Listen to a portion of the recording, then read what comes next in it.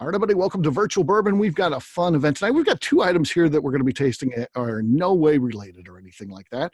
It's just our Try It series. So these are things that are out, interesting, probably have, maybe want to give these things a try. Maybe you can't find them. And so it's an opportunity to try a couple of unique things. So we've got Stumpy's Old Monroe, barrel number 174, which I got to try and found it to be quite delicious, and asked Adam about that. I was like, I want to buy a bottle. He's like, well, you're going to have to find it in a store. It's already out there. It's out in the wild, so there's no pulling it back then. And then we're going to try Wild Turkey Rare Breed Rye. Those are going to be the two ones that we are trying today. I am joined by celebrity distiller Adam Stumpf of Stumpy Spirits. Adam, how you doing, man? I'm just lovely, Steve. How are you? I'm doing good, doing good. So we're going to have a fun session here. I think it's important because we do very good news. We're getting some new people to join us. And I know the regulars absolutely know who you are. And of course, we draw a lot from St. Louis, which is where I live. And those folks certainly all know who you are too. But if you don't mind, because everybody doesn't necessarily know you, tell us a little bit about yourself. Sure. So my wife, Laura, and I own Stumpy Spirits Distillery in Columbia, Illinois. We're like a whopping 10 minutes away from Steve's house, right across the river, on the good side of the river, that is, of course. I don't know about that. So we're one of the few single-sourced farm distilleries in the country. So what that means, we grow every kernel of grain that we put into our bottles. On our 8th generation farm here, we do yellow corn. We do a variety of red corn called Bloody Butcher. We do an open pollinated white corn. Those are obviously all bases for our bourbon. And then we also do rye, soft red winter wheat, and then we do grow a 2-row malting quality barley. We don't malt on site. We ship that out to our friends at Sugar Creek Malt in Indiana. They malt that barley for us and ship it back to the distillery here for us to use. So basically anything that we can make from those grains, we turn it into booze. So our portfolio, on the side that obviously we're not talking about tonight, we do vodka and gin, flavored whiskeys, a few different clear spirits. And basically what those allow us to do are, kind of generate some income for us to be able to barrel those brown goods. So that's where our passion lies. Right now, we've been running really hard on a Bloody Butcher wheated bourbon. And likewise, we also ran a bunch of this year's rye harvest into rye whiskey already. So really, really pleased with the way that stuff has turned out. Those are two, I would say, focuses, if you want to say that, the bourbon recipe and the rye recipe. But we also do wheat whiskey. We do American single malt. We've probably got, 12, 15 different things aging back in the warehouse right now, just all doing their things. And tonight we get to try one of those experiments that we had pretty early on. Yeah. So that'll be fun, and we'll talk about that in a second. I think it's important to point out too, so many distilleries refer to themselves as grain to glass distillers because they can define that however they want. That's not a legal term or anything like that. So and they'll all have a definition in their mind of exactly what that means, and it could be they source grains within whatever 25 miles, 50 miles, 100 miles, whatever they decide, or only from their particular state. Things like that. That's what they'll tell you why they're a grain to glass distiller. Adam, you truly are that. Your products come from the farm that you see from. You open up the distillery door, you can't miss the farm. The crops are growing right to either side of you. And tell us a little bit about the family farm and how long you guys been doing this. Goodness gracious. So the farm itself has been in my family. Let's see, my great grandpa on my mom's side was the first one in our family to get the farm. That was mid 1800s. I forget the year exactly. It's in mom's family for 3 generations. And then in the early 1900s, there was a really bad flood. Mississippi River flooded. At that point in time, my dad's family was farming down in the Columbia River bottom. So as you come across the JB Bridge from Missouri into Illinois, you've got the big flat bottom before you get up on the bluff, and dad's family farmed down there. Story is in 1903, as the water was hitting their ankles, they had the mules loaded up and they were coming up through Fountain Pass, the gap in the bluff here locally. So they came up to the top of the hill, and in a pretty crazy turn of events, dad's family bought the farm from mom's family in 1904. And then 80 years later, my mom and dad get married. So it's kind of crazy. I guess something was destined to happen on this land. No idea what. Maybe it's a distillery, hopefully. But yeah, in 2000, let's see, I married my longtime girlfriend since 8th grade. Married her in 2012. That's my wife, Laura, and my business partner. Soon as we got married and I knew I had her locked down, I sprung the crazy idea of opening a distillery on her. At that point in time, we both had full-time jobs. She was a dental hygienist and I was an engineer over at Anheuser-Busch. And we kind of abandoned all of that to open a farm-based distillery here on the farm. So, we kind of had something very specific in mind. We knew that we wanted to not just stick, a $60 craft bottle out on the shelf. What we wanted to do was actually put value inside a bottle for consumers. So what we decided to do was to kind of make that value and bring like Napa Valley's approach to wine, basically, to the Midwest, and say, hey, we have, an estate distillery. 100% of the grain is coming from this farm. So this is a very particular taste of the region that we're packaging up inside our bottles. And, we were really specific about even where on the farm we located the distillery. So we picked a spot on the farm where we sit on what's called karst geology. So around us, we have all naturally occurring sinkholes. We have no creeks, no streams, no nothing. So anytime it rains, rainwater drains into the sinkholes, filters through the dirt, the sand, the limestone, and ends up in these big aquifers that are under the distillery. We're tapped into one. It's called the Stemler Cave Recharge Basin. It drains into a cave that's about 3.5 miles northeast of here. That eventually works its way underground to one of the local quarries that's north of Columbia, drains into that quarry, then eventually out and drains to the Mississippi River. So pretty crazy. But yeah, we've got a 350-foot well here that recharges at about 200 gallons a minute. So I can't run that much water. That's for damn sure. So how many people live in Columbia, Illinois, by the way? Oh, our booming little metropolis, I think, is probably up to about 10,000 people or so. 10,000, okay. Yeah. So, but despite the very small size of Columbia, it actually has, believe it or not, a pretty decent whiskey history. So tell us about that. Yeah, so it's pretty wild. There's an old building in Columbia called the Old Distillery. Been called the Old Distillery as long as I remember. Got a little older and started doing research into it and found out that it wasn't always a distillery. It was a distillery after Prohibition. But the building itself had a long history of making alcohol prior to that. So it was built in the 1840s. Building still stands today, but it operated as 3 or 4 different breweries from the mid-1800s up to Prohibition, and pretty sizable beer operation. They had the cold, primarily German immigrants here. So of course they were making lagers. So they've got caves and like these like crazy tunnels that run all through the middle of town. And that's where they would lager all their beer down there. One of those caved in when we were in high school. And of course we had to sneak down there because it was really cool. And you go down there and it's probably about 20 feet wide, about 10 feet tall, and just these brick vaults. And it kind of tunnels back until you get to these natural rock spots. So I guess they had a natural cave or something there. But I think there's close to like 3,000 feet of those tunnels under Columbia's Main Street. Anyway, fast forward.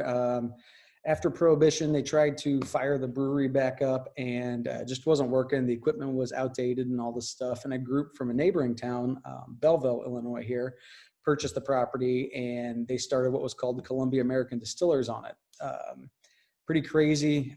They ran from about 1941 until the mid-60s when they were bought out by Glenmore. But we're going through old records and we found some government, like the grain rations, basically, for producing wartime alcohol for World War II. And in 1943, that Columbia Distillery was allocated the exact same amount of corn as Jack Daniel's in Lynchburg. So they were a pretty sizable operation. Best we can tell, they had a 6-foot column in there, which is the size Barton is. And they were ripping out about 3,000 gallons of whiskey a day, had a 28,000 barrel rickhouse on site. And in 1960, They were snatched up by Glenmore because at that point in time, they had their rickhouse completely full of barrels. And when Glenmore purchased them, in Illinois, we don't pay taxes on aging whiskey. In Kentucky, they do. So Glenmore got to snatch up a rickhouse full of basically untaxed barrels. They shipped that up to Peoria, Illinois, to one of their partner distilleries in 1964, shuttered the Columbia plant, and that whiskey got turned into some other brand. Anyway, Old Monroe ended up turning into kind of a dead brand, long forgotten, as Glenmore got snatched up. I don't even remember how it goes. I think Yellowstone bought it, and Barton bought Yellowstone, and Sazerac bought Barton, and probably a bunch in between there. But anyway, the brand kind of died. So we revived that brand in 2015 when we opened the distillery, and now carry that trademark. And actually, I'm going to take you guys with me real quick. I don't know if you can see it. It's kind of hard to see. We've got this thing sitting in the distillery here. That is an original barrel branding head out of the rickhouse in Columbia that still stands. So they would have tossed this thing on hot coals. You see the name. Their Illinois permit number 7. So they were super early. We're 20020 for a point of reference.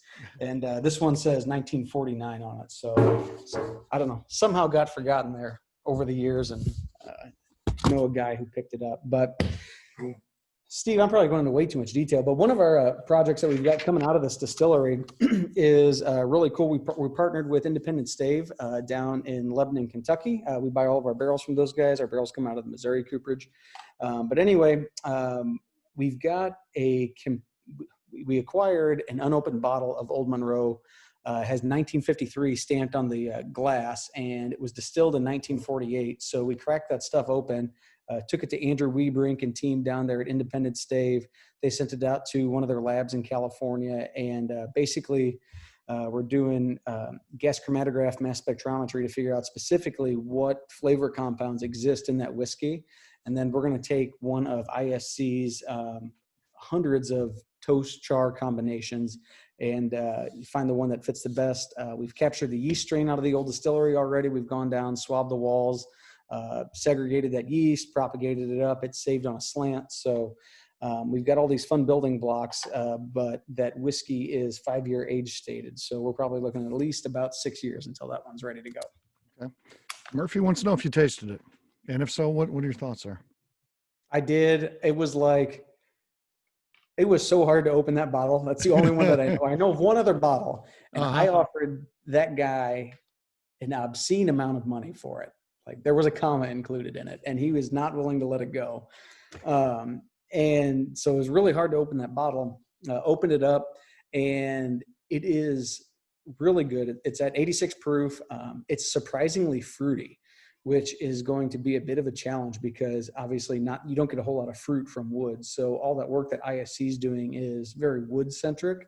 We're going to have to go to work on yeast strains, and we got a pretty good idea of the mash bill, but trying to drive that kind of dark stone fruit character through to the whiskey is going to be probably the biggest challenge of the whole thing.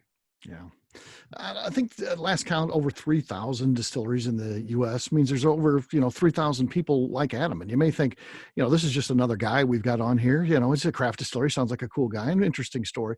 But I'm telling you, the things that Adam does are different. And you'll look back on this event this night and think, 20 years from now, I was on a call with that guy back in the day. So Adam, I do think one of the crazy cool things that you've done, and as far as I know, you're the only guy who's running a coffee still today. So I want to talk about that. But there's always this debate. Do you go with a pot still where you can get more flavor from because you can do some precise cuts on there? Or do you go with the column still that allows you to, produce a lot more distillate and make more whiskey, of course. So there's this debate that goes back and forth, and there's fans on both sides. Both will make good whiskey, but tell us a little bit about this coffee still that you designed yourself and had built, and what it does and why that is so special and unique in the industry. Sure. So what we're going to taste tonight is off of the pot still. We haven't released any column still whiskey except for one very specific barrel because I got it. I got it. I bought that barrel. Yes. So, Going on. Yeah. yeah, one of the disconnects for me was, anytime you talk to a pot distiller, they always talk about three cuts. They talk about heads, hearts, and tails. Anytime you go to Kentucky and do a distillery tour at any distillery that runs a column, I don't care if it's a small column like Peerless, if it's a massive column like Barton, they talk about two cuts. They talk about low wines and high wines. So where the heck is the disconnect, right? I mean, if a pot still is distilling beer and a column still is distilling beer, all the same alcohols are still in that beer. So why are these two machines coping with them differently? So that was a bit of a disconnect at first. And the thing that kind of prompted us into looking at even designing our own column still was we had a 500-gallon pot still at that point in time and started to do the math. If we're going to size up and double our production, triple our production, quadruple our production, you're talking about some pretty big stills. And when you talk about like quadrupling production up to a 2,000-gallon pot still, that's a big old tub of beer you got to heat up every day from 80 degrees all the way up to boiling. So it's kind of inefficient. But we kind of came to the realization that, oh shit, if we keep sizing up the pot still, it's going to run us broke basically. And we were to the point where we knew we wanted to stack away more inventory. We're trying to push our portfolio to 4 years and eventually 8 years. So that's just going to be difficult to do when you make 1 barrel a day off a 500-gallon still. So anyway, we looked at designing our own column still. Ended up taking principles from bourbon distillation, obviously. We took principles from ethanol distillation. Those guys are the best at turning corn into alcohol, bar none. And then oddly enough, crude oil refining. And we took some principles out of all three of those industries and took a look at the origins of the column still and kind of smashed all of that information into kind of a modern twist on the coffee still. But basically what we do, we've got our stripping column just like every other continuous still does. Then instead of going to a doubler, we kind of go into this modified doubler where on top of that doubler, there is a plated column that we can control the temperature of on the bottom of that column and the top of the column with some specific heat exchangers, automation, all that stuff. So if you imagine the way this thing works is at the bottom of that doubler, that's your hottest temperature. On that side at the top, it's the coolest temperature. So what we do in that plated column is we segregate the different alcohols based on their boiling points. And we make 3 cuts. We make a heads, hearts, and tails cut. The heads trickle off at a tiny little trickle coming off the top of that still. And the hearts, roll off at about 3.5 barrels a day, 4 barrels a day or so. And then the tails are all down at the bottom of that thing. So it allows us to be incredibly flexible with our cuts. And the thing that we do differently, really differently, is we distill all the way up to 155 proof on our hearts. And if you talk to anybody in Kentucky, they say like we'd be losing way too much flavor. And the way we're able to retain so much flavor running to a higher proof is that we are pulling a liquid product off of the column instead of a vapor product. So we're able to retain a lot more congeners, but get better separation of the alcohol. So it's kind of a win-win situation at that point. And any of you guys who've tried the Bananas Foster barrel, I mean, for a barrel that was only 15, 16 months old, there was a lot of flavor in it for sure. Yeah. Yeah. Tim made a joke there for anybody who missed it. The Folgers coffee can. Adam has an engineer mind. He is an engineer by trade. He's, that's where he was trained at school. And, but he likes to fix things himself, utilizing whatever he can find. And he recently is in the process of putting in a water treatment center at his distillery. And one of the key pieces, I guess, was a little short. So he put a Folgers coffee can, the old metal type, not the new plastic ones. The old metal type is worked into this, what looks like a very modern water treatment center. Has a key piece that's made out of a Folgers coffee can. And I will tell you, for anyone following that journey, I have found a backup. It's not Folgers, but I have got another metal coffee can ready to go. Different sponsor, maybe. Okay. So tell us a little bit about Old Monroe and Barrel 174, because your products come out as single barrels, correct? Yep. So everything we do is single barrel as of right now. The flagship Old Monroe is at 90 proof. We also have I guess a brand or a sub brand, if you want to call it that, called Old Monroe Distiller Select. We can do different proofs on that, different styles of whiskey. But our everyday, find it on the store shelf, is Old Monroe single barrel, 90 proof. And that's what this is. So barrel number 174, bear with me. I want to pop up my spreadsheet. Got some notes there. Yeah. So barrel number 174, we were pretty pleased with, honestly, especially for how young it is. That thing was only just shy of 30 months old. So I thought that thing was actually closer to 3 years when we tasted it. And it's 30 months. That is 30 months in a 30-gallon barrel as well, not a 53. So this is out of kind of, I guess, the middle of our production, if you want to call it that. We started in 15-gallon barrels, moved to 30s, and eventually went to 53s. So this spent about 30 months in a 30-gallon barrel, and the mash bill is pretty unique on it.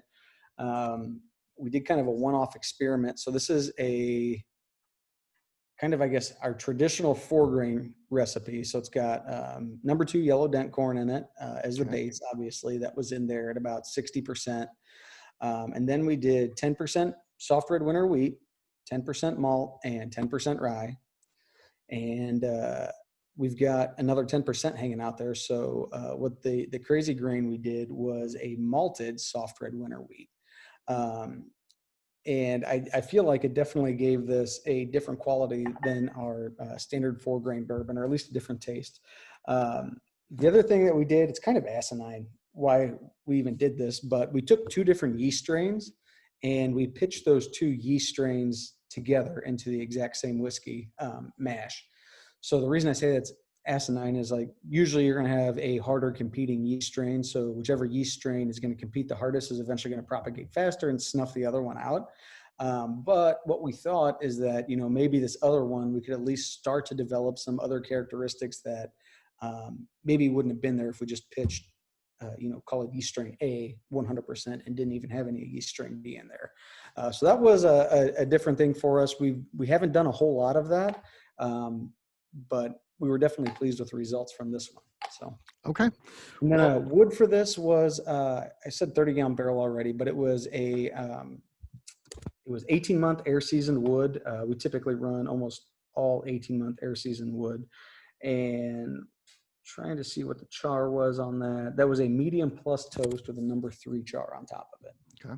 And the air season's important. You're committed to that because being outside like that, it gets out some of those tannins that taste a little rough and add some harshness to the whiskey, correct? Yep, that's exactly right. If you, and oak is the one that primarily does it. If you take an oak board, set it outside, like, it almost immediately turns black after it gets rained on.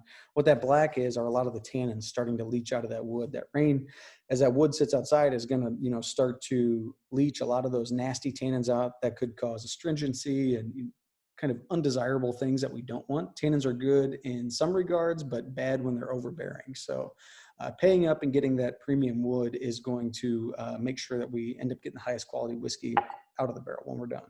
Yes, yeah. So if you haven't done so already, take your 174 there, pour it in a glass, and we're going to talk about this one, both on the nose and on the palate. And of course, feel free to plug in those notes in the chat section. It's always fun to see what people come up with on this. On the nose, little precursor there. I mean, I don't know. I get the tangerine on the nose. I mean, it's there. Definitely fruity. Orange tangerine. Yep. I agree with Tim. It's definitely right there. What else? What else is anybody getting on this one?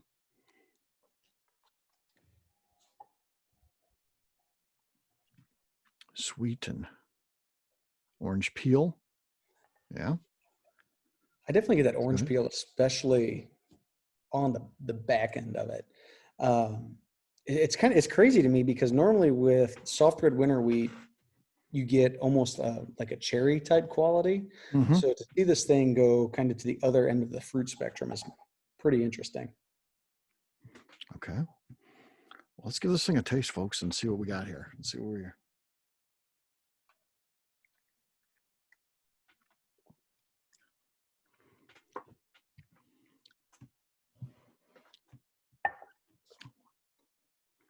ruggedness I can't put my finger on. Maybe dried fruit. All right. It's got What? that. Yeah. What I do get you that think? orange peel on the back end of that for sure. Mm-hmm. And a lot of times, so like that, do you feel like it's very back of the tongue at the finish? Yeah. That is like, you'll get that a lot from wheat, um, especially wheat that's maybe a little bit younger. Uh, you'll get that kind of back end situation. I mean, I'm always super critical of my whiskey, but I kind of wish I made a pretty tight cut on this whiskey. So like ran a really tight hard cut and put, the best alcohol into the barrel. I'm curious to see, I wonder if it would have been any different if I would have run a little deeper into tails, because to me, it's kind of, it's not there and gone. There's a definite finish there, but I would almost like a little more viscousness to Mm-hmm. that finish, if that makes sense, like a little more oily quality to it. See if you get anything to hang around on your tongue a little bit. Yeah, I mean it does, and like you said, it's mostly at the back, but it does get a little spicy at the back, and the heat hangs on again, all mid to back of the tongue too. Hint of butteriness, in addition to the fruit and spice. Yeah. I'm really surprised how much the corn is at the background. Like, some of those smaller flavoring grains are so much more prominent in this bourbon. Mm-hmm. I think at the front and kind of the sides of my mouth, I get that fruitiness that we talked about. The tangerine is what I like to call it, and I get that. Toasted bread, that's good. That's Tangerine, there. Steve, that's quite a discerning palate. My dumb tongue would have just said fruit. Citrus. Just when in doubt, just say citrus, right? Yep. That covers a lot. Then you can't be wrong. So, I mean, I think it heats up really nice for 90 proof. Mm-hmm.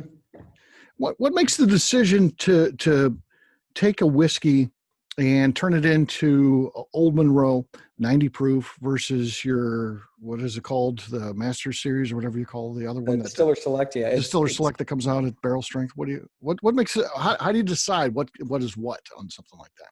it's hard, and it's really hard, especially because like I just want to keep holding whiskey back and make it older and older and older and older. But obviously there's a cash flow aspect to running this business as well, because the more whiskey you accumulate, obviously the more of an investment you're sitting on. So what we'll do is, number one, if it's in a 30-gallon barrel, it's probably going to go into our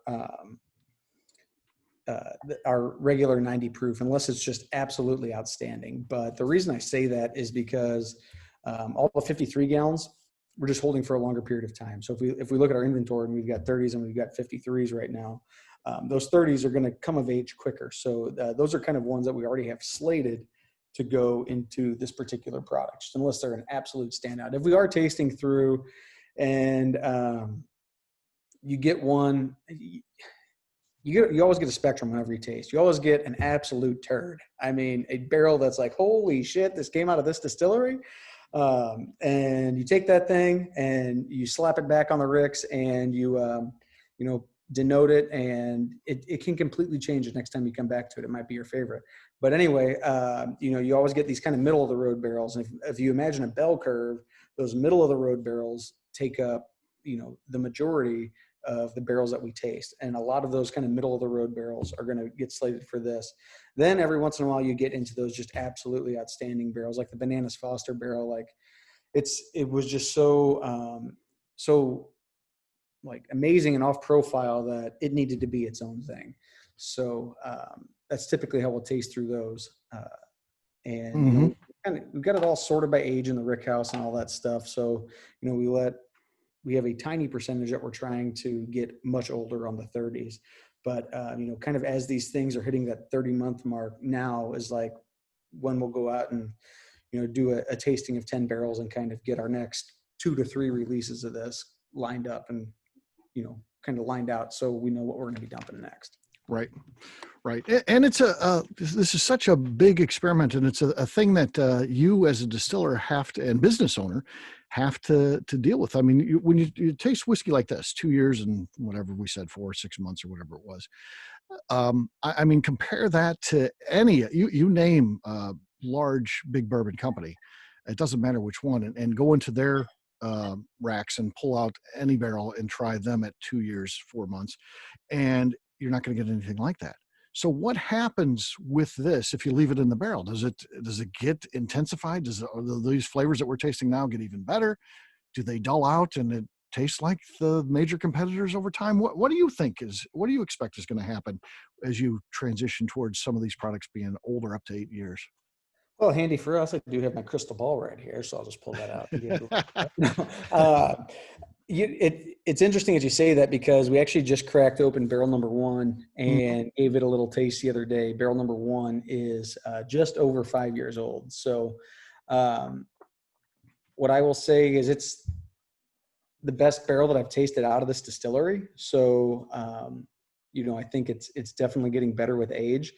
I always go back to the chart that Webrink shows. He shows those different extraction charts of whiskey as it ages, and the most complex whiskey is going to be at 8 years. So that most complex whiskey is going to be at 8 years, regardless of the whiskey that's gone into it. The barrel is doing its thing, and at the 8-year point, it's developed that whiskey to a point where you get the most balanced extractive chart there. So to me, I think logic would stand that if this is where we are at 2.5 years, at the 8-year mark, I would expect it to be, kind of where it is now relative to where a competitor would be at the 2-year mark. So I'm super excited as our inventory ages. It's a difficult thing to balance, though, because I also really, really like some of the flavors that we're getting out of young whiskey, the whiskey that's coming out right around 3 years old. Right. So it's a difficult thing to do, to say, oh, we're just going to let all of our whiskey get older and our portfolio is going to be 4 or 8 years or whatever it's going to be, because we're not going to have some of those really cool characters at that point. So I think for us, there's always going to be a balance of some of that. It's all going to be based on flavor, whether that whiskey is at 3 years, whether it's 8 years, whatever we feel like is exceptional at that point in time is what's going to go in a bottle. So barrel 1's at 53. So it's surprisingly, it's actually a 59. 59. Okay. It's a 59. It's Where did you get a wine 59? Oh, okay. It's a wine barrel, because we got on Independent Stave's waiting list in April of 13. Uh-huh. So this is long before we had the distillery even open. We got on their waiting list of April of 13. We've got our first order of ISC barrels December of 15. So that's how crazy the barrel game was at that point in time.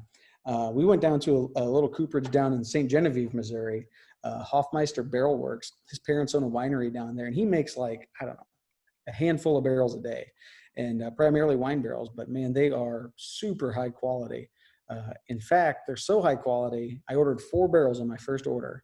We filled the first 2, and then the other 2, we needed some decoration, so we had them sitting up here in the tasting room, and we had a little table sitting on them or whatever. Well, we had a barrel order get delayed the other day, and I was like, hey, we got 2 new barrels sitting up in the tasting room. They've been sitting there for years, but they're new. So we came up here and rolled them out in the rick house, and we replaced, it with 2 old crappy looking barrels, that we had recently dumped. And Laura knew as soon as she walked in the door too. She's like, "Where'd the nice barrels go?" Anyway, different story. We roll them back there. We swell those things up, and boom, they held whiskey right then and there. I mean, if you let some other cooperage's whiskey barrels sit around empty that long, they're going to degrade. They'll start falling apart. Yeah, the hoops will start dropping, and yeah. I was super surprised at how high quality those barrels were. So I am really excited for barrel number 1. I'll probably never drink it. They'll have to put it in my IV when I'm in the nursing home someday, so I get to get drunk off of it somehow. But well, you'll drink it a whiskey thief at a time, though, or yeah.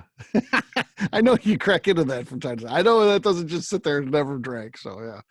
Yeah. Matter of fact, I saw you once get in trouble because you were doing that too often. You got told you can't do What? that. So No. yeah. Oh yeah.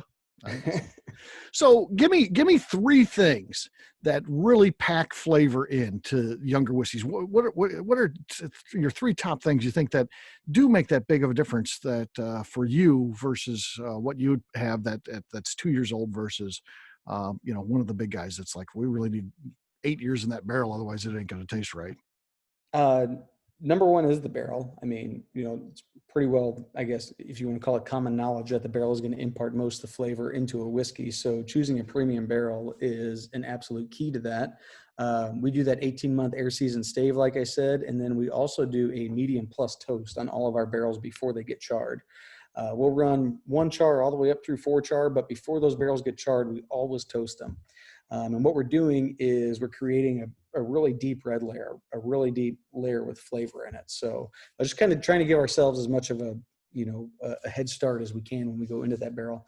Number two is cuts off the still. So garbage in is garbage out, right? So we're going to make just a different style of whiskey, if you want to call it that, as it comes off the still. We're going to be a little more selective with our cuts as opposed to just trying to squeeze every drop of alcohol out and get it into a barrel. And yeah, we're going to suffer, and our whiskey is going to be more expensive per gallon, but it's going to be a cleaner whiskey going into that barrel. Doesn't need all that charcoal to filter out the impurities because we're not putting those impurities in the barrel to start with. Mm-hmm. And then the other thing I would say is the way we go about the mashing and fermentation process. So we don't grind it to a complete flour and throw in all these crazy enzymes and just try to convert absolutely every little thing in that flour into alcohol. We grind to a pretty coarse grist here. And we find that we get a little more flavor that way. We are very selective with the enzymes that we do use. We kind of take a hybrid approach where we let the malted barley do a lot of the work, but we also do use some enzymes to aid in the process. So we're pretty selective with that. And then we're super selective with fermentation as well. Go to any of the big distilleries and look at the temperature on their tanks. You're usually going to see them pegged probably like 90 to 95, usually right around 92 degrees Fahrenheit. We ferment down at 85 degrees Fahrenheit. It takes longer to get through a fermentation. Those yeasts are slightly less active at that cooler temperature, but you're going to get a cleaner ferment. So, all things that are kind of a sacrifice of efficiency, but whenever you get better quality whiskey on the other end of it, make that sacrifice all day long. Excellent. Yep. And it shows, brother. All right. Let's talk a little bit about this one here. So this is a new product. Rare Breed has been out for years, but it's always been Rare Breed bourbon. Now we have Rare Breed Rye. Now, Jimmy Russell, the master distiller for Wild Turkey, been just celebrated. He started in 54, so 66 years. He's been working in this business. So, Adam, you got a little while to go till you catch Jimmy. Practically there already. So he famously, though, does not like to work with rye. Is that just a personal thing? It's not his style of whiskey, or is rye tough to work with? Why do you think Jimmy's saying he doesn't like to work with rye? Man, I don't know. There's so much right? flavor in rye, but it is an absolute pain in the ass in the distillery. Rye compared to corn is an ooey, gooey mess. It gums up the still, gums up pipes, gums up the dry house. It's a completely different approach to making whiskey, but I don't know. And he's always made good rye too. I'll say that. So, I mean, one of my standards when I go into a bar, because I have a large collection myself, I don't like to pay a 5 times premium for something I've got sitting at my house. So what I'll do is I will buy something I have to have at my house, but buy something that I think is a good value. And I always get like Wild Turkey 101 rye. It's a favorite because it's hard to find in St. Louis for some reason. We can find it on your side of the river, Adam. So that's, but it's hard to find on the Missouri side for sure. There's a couple places that carry it, but for the most part, it's tough. So, but yeah, so I tend to get that out at bars. But the Rare Breed itself comes in. It's a barrel proof product, and it famously has on the bourbon side has gone up over the years. So I think 116.8 or something like that is the one that they're doing now. And I was surprised to see a lot of debate about, what do they do? How can they continually come out with a barrel proof bourbon, barrel proof, that they are able to put on a necker that doesn't change? Now it has changed a couple times, but again, that's been after, a year or two at that strength, then it changes. And I was surprised to see some people, even well-respected people, saying, well, they got to add water to get to that number. And that's really not what they have to do, right, Adam? They could still offer barrel proof and keep a consistent proof. Yeah, they could. I mean, how many barrels does Wild Turkey have in inventory? Right, Like, exactly. in short, a shit ton. Yeah. So, I mean, all these barrels and all these rick houses, the lower levels are going to lose proof, the upper Yep. levels are going to gain proof. So it's a matter of, blending those different proofs to not only hit your flavor, but if you're not adding water, to also hit your proof. So if they're a little high, you'll see them probably dump in some barrels off the lower floor to get where they need to be on the proof. But Yeah. I was surprised. I may send you that article because it's somebody who's very well respected and knowledgeable. I was surprised to see that person put in their article that well, they must add water to get to the proof, and that's not really the case. You can because it's not single barrel. It's barrel proof. That's the key here. So they're saying that this is going to be the proof that it comes out the barrel, but that can be multiple barrels. So they can, like Adam said, they dump some, and it's, if they want to get to the number here on this rye that is 112.2, and the first couple barrels they dump at 114, they just get some things from lower floors and get it down to that number. So that's just a matter of being smart about it. So I think that's interesting to see that a lot of people don't understand that. But let's give this one a try here. This is the Wild Turkey Rare Breed Rye, our other sample that we've got. Drop that in the glass if you haven't done so already.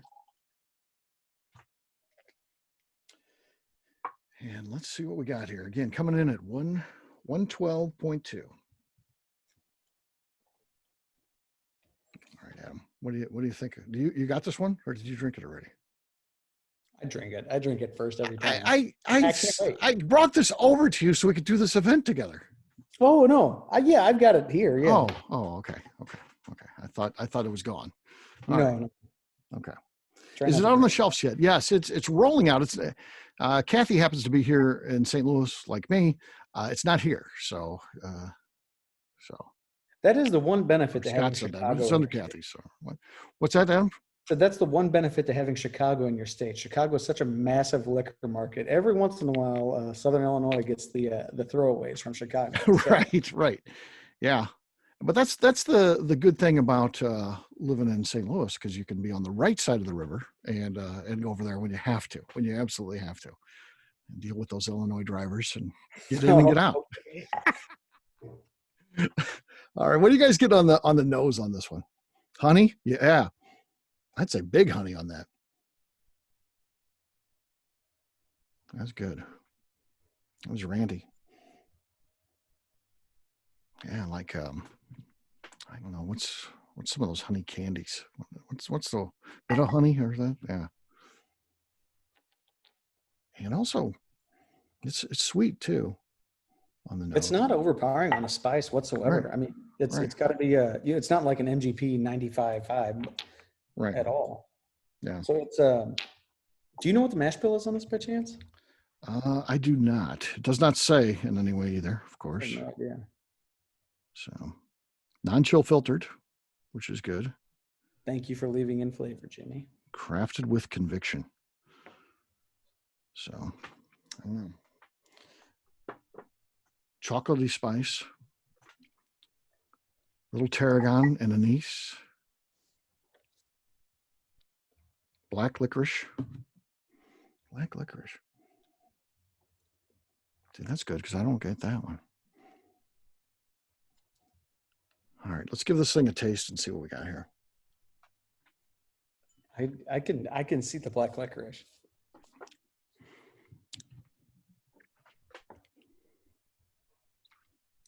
Stone fruit. Yeah, that's really good. Yeah, that's real good. Mm-hmm. I like them.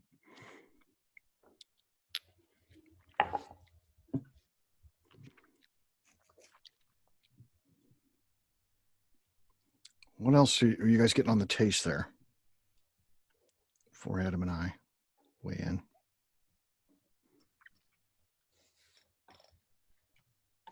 Tim's usually good for putting in something here. Genius.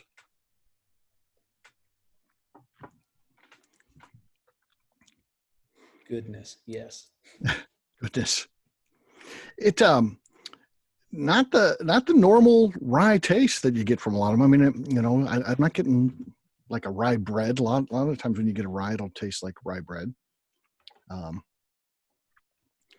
would say that the experience of this is opposite of yours, Adam, in that I do get spice on this, but it's up front.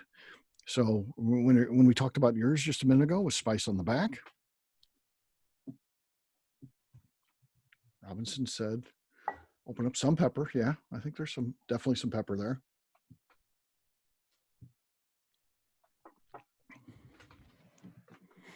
I don't think there's a lot of rye in this.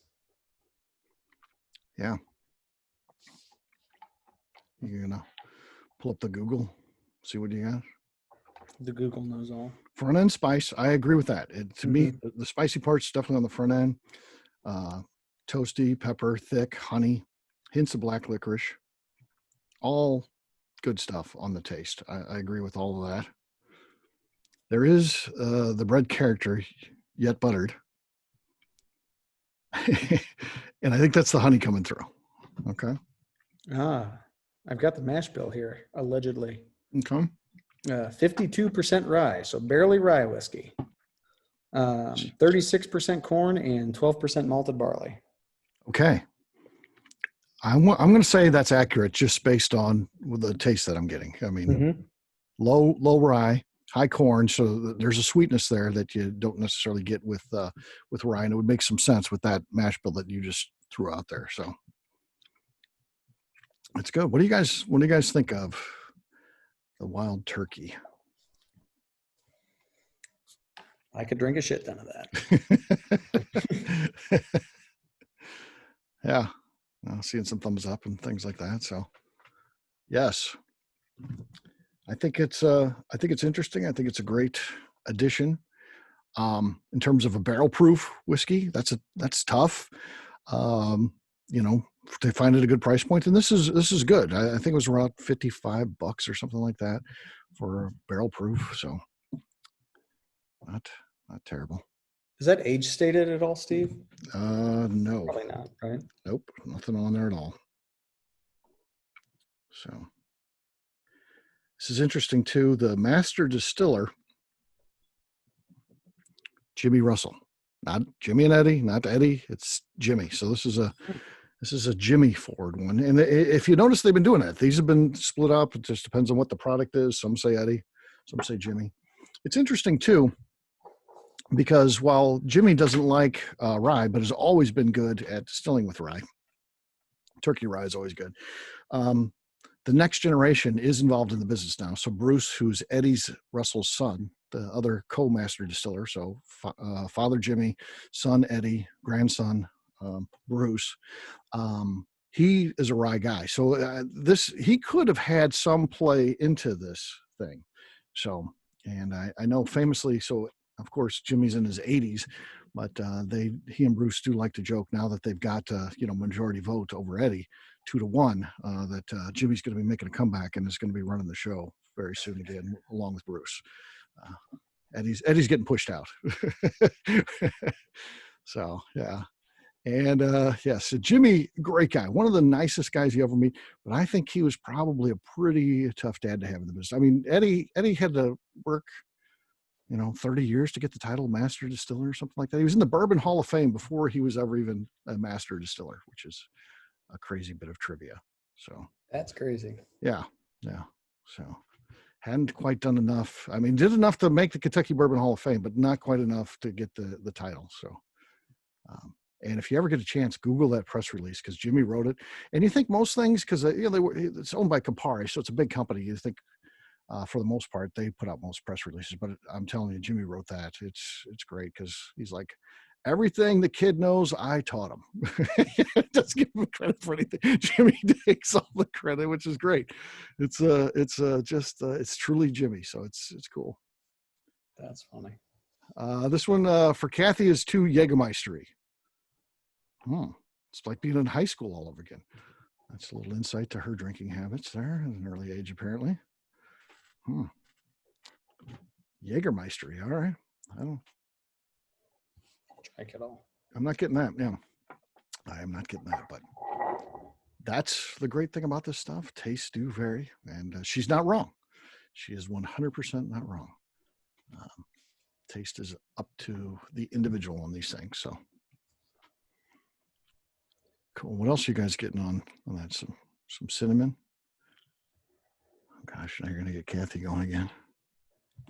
It's Jägermeister, or I don't know, what's the big cinnamon one right now? I can't stand that stuff. Sazerac, what do they make? Adam? What's that? Fireball? Yeah, Fireball. Yeah. The big Sazerac one. Oh, yeah. The Fireball. Cool.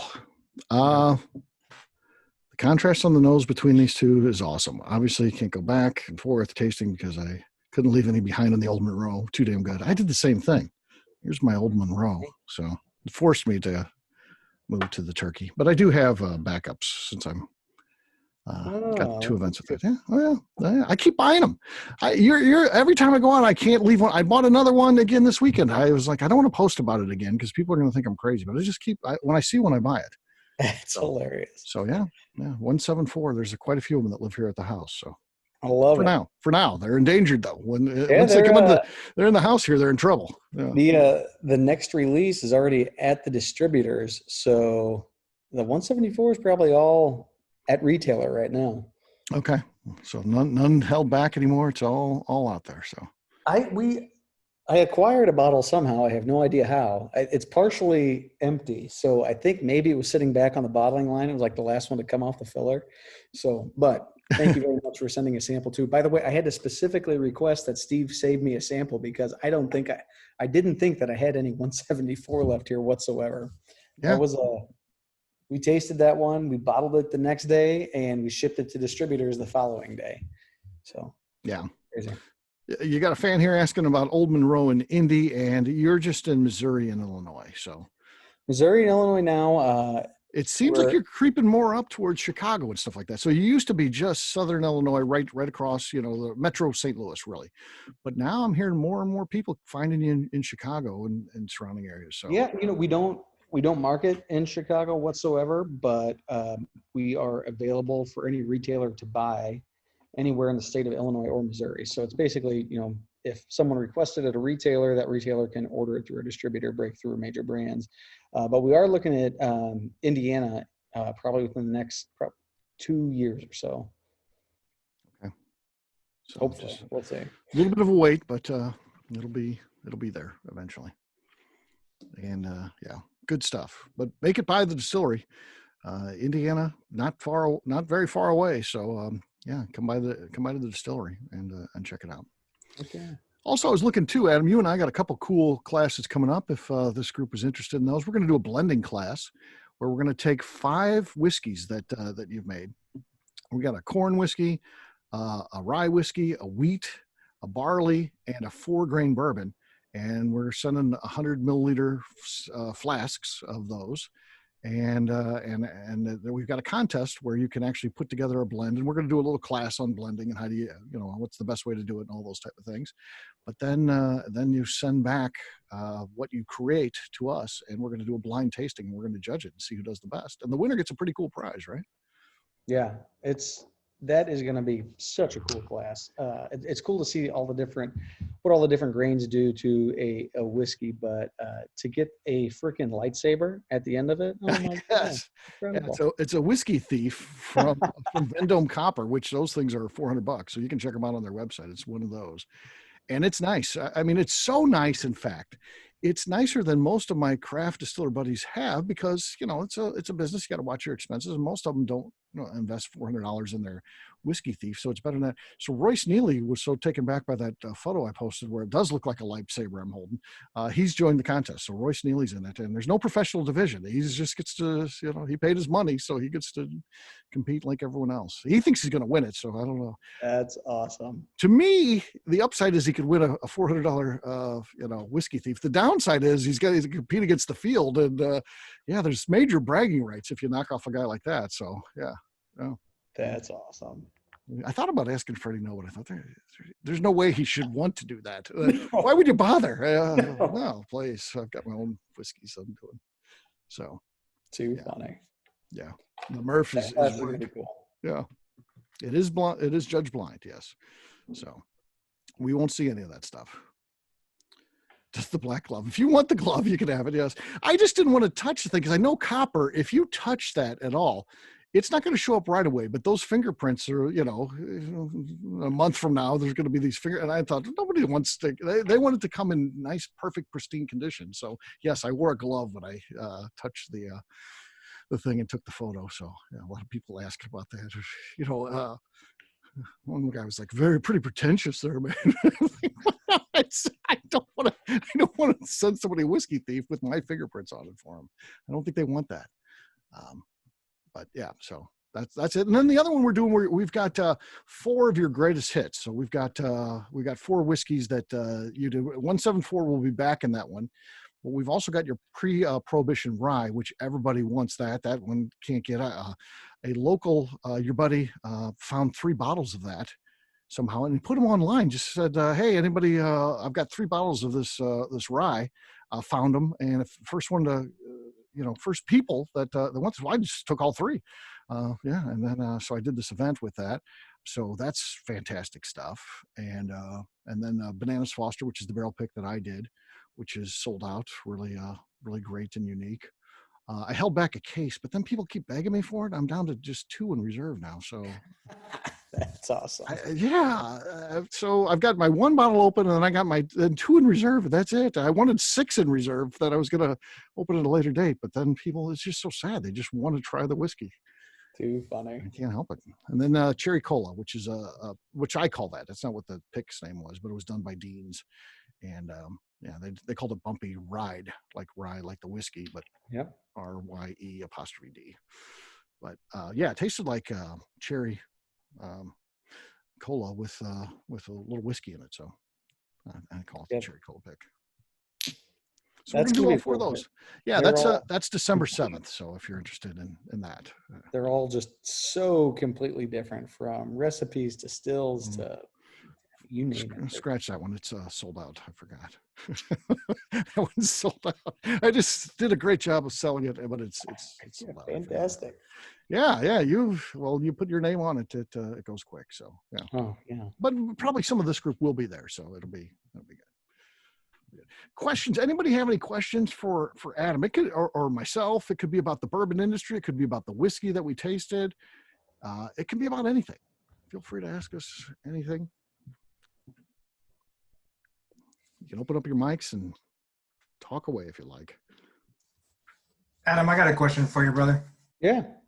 So earlier you were talking about with this 174 that you really cut it tight off the still. I'm just curious, when you are going into making these different barrels and you're experimenting, just like that Bananas Foster's one that Steve loves, when you were talking earlier about possibly cutting into the tails or bringing in a little bit of that, did you do that with that Bananas Foster's? Because some of those tails do end up with those types of flavor profiles. Is that something that you go into when you're like, you know what, I'm going to cut it here, or I'm going to do this, because you have an idea of the flavor profile that you're looking for? Yeah, so it's a really good question. On 174, we knew we were going into a 30-gallon, and it was probably going to be a quicker turn barrel for us. So it made sense to make a tighter cut and not have to rely on the barrel to age out anything, detrimental that might have come from the tails had we run that far. The Bananas Foster is completely different. We actually ran a fairly tight cut on that one, I would say we maybe shied it a little bit to the headsy side to try to keep a little bit of that banana come through. And we cut it pretty tight on the back end. And that one was completely driven by the way the distillery smelled when that thing was fermenting. Like, you could tell when you walked in, it just smelled like bananas. So whenever we got ready to pump that in the beer well, or when we were pumping it in the beer well, I mean, you could just smell that aroma even after it fermented. And we're like, okay, we've got to retain this somehow. So we drove the still completely different than we normally do. So we played around, and if I remember correctly, it took us until almost lunchtime to kind of get it dialed in to where we wanted it, and then ran the next, the rest of that day and then the next 2 days at those settings. Cool. Yeah, but it was just playing with it to make sure that banana came through. Mm-hmm. And so, we bought famously one barrel of that, but that's got like 8 sister barrels, right? And again, flavor can vary greatly, but there's like 8 other barrels of that or something, right? There were, I think there's 7 or 8 more. Some Okay. of them are in 8-year season staves. Okay. So some pretty crazy stuff. And we've got, I think, 3 different entry proofs across those 7 as well. Sounds like So an ABV Network set we need to come out with, right? You had the lowest entry proof at 112. There was also a 114 and a 118, I think. Okay. And we did taste the 118 the other day, and I will say the banana is more prevalent in the 112. Wow. Okay. Very good. What else do you guys want to know? Anything? Not any of this stuff. Okay. Anything else you want to talk about, Adam? Anything exciting news? Or I know you got a lot of exciting news. What can you share? Because you've always got a lot of stuff in the works. It's ridiculous. We have got some pretty crazy things going on. So number one, we decided to kind of press the pause button on the event venue. A lot of you guys know that we were planning. Reason we chose to do that is strictly COVID related. Makes sense. Yeah, the governor chose to lock our region back down a little bit. So it makes sense to wait until Illinois has a 100% clear, hey, we're open date before we spend that kind of money. So we put that on pause. Putting that on pause actually kind of helps us. So we did land a really big private label contract. It's not for whiskey, it's for vodka. But the reason I am excited for that is because whenever you're able to get a contract like that, and there's a pretty, standard and set, like, hey, this many cases per month is what the orders are going to be. That allows you to cash flow up and down that you have to deal with. Yeah. Yep, exactly. That allows you to kind of cash flow your whiskey production really, kind of accurately. And the really interesting thing about this particular contract is that it's going to be our first time ever sourcing alcohol. So it's not for a Stumpy's brand or anything like that, of course, but we're going to bring alcohol in and give it a little magic and then send it out. So the really beautiful thing to this is that, you've kind of got this cash flow that you're looking at, and it's not tying up any production on our whiskey still. So I am just jam packing the production schedule full of whiskey right now. And we are going to be barreling a shit ton of whiskey. Excellent. But I'll tell you, so that Pre-Prohibition Rye. Rye. Thanks so much for joining us. I know they got to go. So Thank thanks you. a lot. We really appreciate you bringing a group on, and thank you, and have a good night, guys. Enjoy that cigar thing you're going to. Yeah. So I will say we ran this year's rye in the Pre-Prohibition Rye recipe, and the stuff that we are going to taste and have tasted was off the pot still. This year's came off the column still, obviously. And it tastes really, really good. So I'm really excited to see what that does in barrel. Good. I'm going to be there tomorrow. So what can we taste? Heck yeah. I've got all kinds of things, Steve. All kinds of things. I literally do have to be there tomorrow. So I got to pick up a sweatshirt for Justine, or I'm going to see her. Of course you do. I do. I'm going to see her on Wednesday. In as well. Yeah. So yes, of course. So yeah, when she sees that stuff come out, she's got to have it. So too funny. Yeah, but otherwise we've been running a lot of Bloody Butcher bourbon. We've done a rye and a wheated, and we're basically draining the grain bins. We're getting ready to harvest corn. Actually, today they started harvesting yellow corn over at the farm. So we're getting right into the thick of corn harvest. We're probably going to harvest our Bloody Butcher next week, and then the white corn the week after. So kind of getting into that crazy whiskey distilling and combining corn mode. Crazy couple of weeks here. Yeah. Cool. Anything else, anybody? Anybody come up with any other questions? All right. Our tour's open. Tours are open, yes. There you go. Tours are open. Come on by. Check them out. Absolutely. I'll take a tour tomorrow too while I'm there. You've never seen it before, right? No, I don't know anything that's going on there. All right, gang. I'm gonna go ahead and stop the recorder here for our friends in Alaska and other places that couldn't make it tonight. And so take care. Thanks a lot. Appreciate it as always. Cool. Thanks, guys. See ya.